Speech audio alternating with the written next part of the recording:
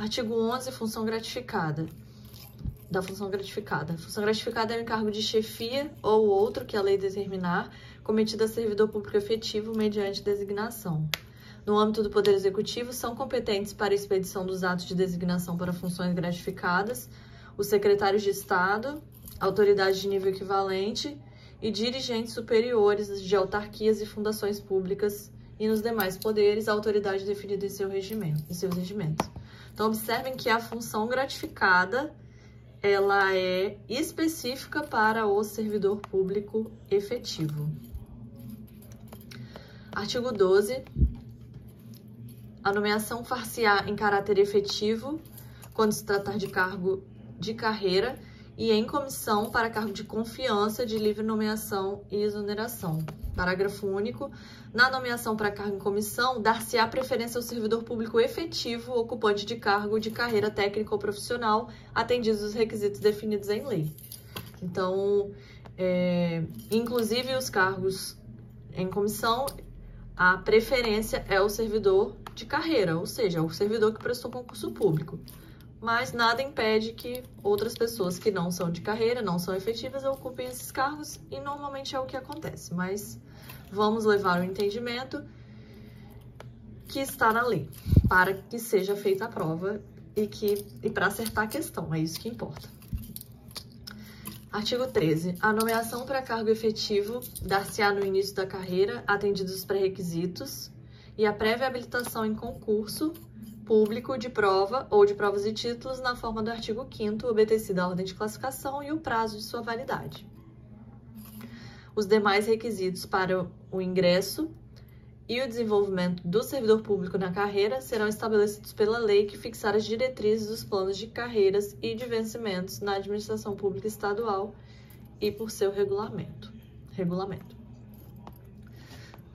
Seção 2 do concurso público, artigo 14. Os concursos públicos serão de provas ou de provas e títulos complementados, quando exigido, por frequência obrigatória em programa específico de formação inicial, observadas as condições prescritas em lei e regulamento. Ou seja, a prova ela pode ser somente prova, né? O concurso pode ser somente prova ou prova e títulos, né? Geralmente nível superior, concurso de nível superior é prova e título. Porque aí você faz a prova lá, objetiva, discursiva, apresenta título de pós-graduação, mestrado, doutorado, em algumas situações também válido apresentar o tempo de experiência em trabalho. Isso depende muito do edital do concurso, né, que vai trazer todas as informações acerca do certame. Nesse caso aqui de programa específico de formação inicial, um exemplo que me vem à mente, assim, é, por exemplo, a Polícia Civil. Então, você faz o concurso e depois você passa por uma formação inicial, né? Para você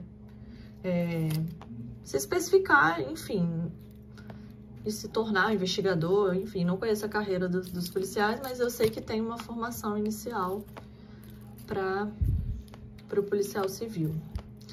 O concurso público terá validade de até 2 anos, podendo ser prorrogado uma única vez por igual período. Isso aqui cai muito em prova também, né? Que é essa validade.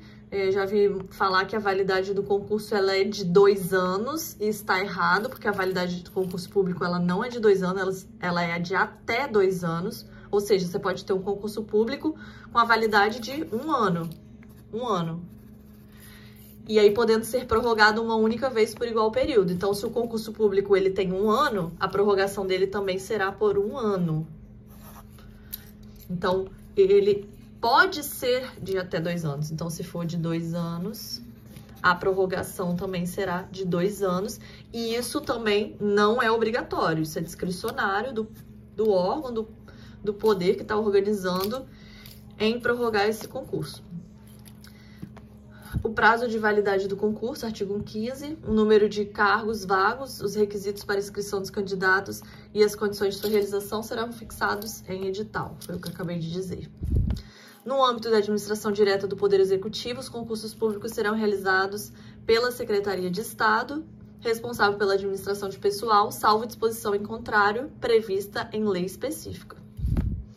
Nas autarquias e fundações públicas, os concursos públicos serão realizados pelas próprias entidades, sob a supervisão e acompanhamento da Secretaria de Estado, responsável pela administração de pessoal.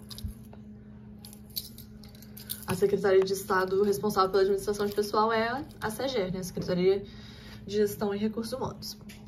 Parágrafo 3º, é assegurada ao sindicato ou, na falta deste, à entidade representativa de servidores públicos, a indicação de um membro para integrar as comissões responsáveis pela realização de concursos.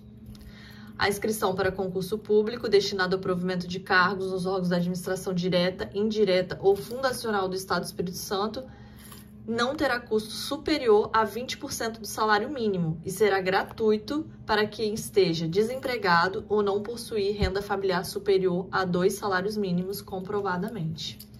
Então, isso aqui é o seguinte, que é um parágrafo assim com muita informação. Então, deixa eu só desmembrar aqui para ver se fica mais fácil de ser compreendido. Então, todo concurso público tem uma taxa de inscrição. Algumas pessoas, elas conseguem isenção do pagamento dessa taxa, mas a grande maioria não. Então, na lei 46, nos concursos públicos do Estado do Espírito Santo, conforme dispõe o parágrafo, esse custo, essa taxa de inscrição do concurso, ela não pode ser 20% maior que o salário mínimo.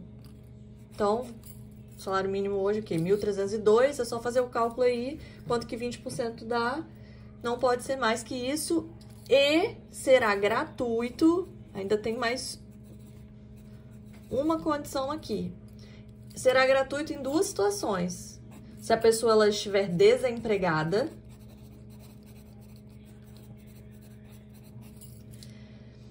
e se a família dela, vamos supor, a família dela é composta por 3 pessoas, e essas 3 pessoas, a renda máxima dessas 3 pessoas não supera 2 salários mínimos.